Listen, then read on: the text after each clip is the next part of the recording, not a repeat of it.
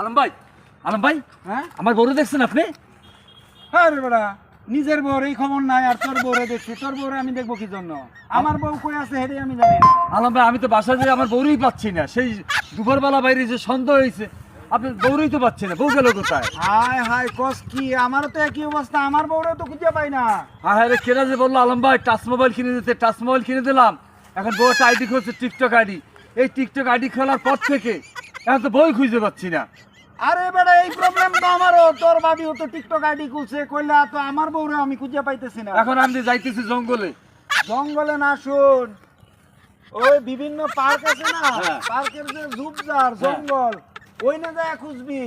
ওইখানে যা দেখবি কি তোর বউ ওই যে হ্যালো ও ই এসব করতেছে, ওটার নাম হলো টিকটক। তাহলে আমি পার্কে যাচ্ছি নাকি? যা যা কোজ, আমিও যাইতেছি, আমিও সামনে দেখি জঙ্গলে কোথায় আছে। আচ্ছা, তো তাড়াতাড়ি জানতে আমিও যাচ্ছি। ওকে।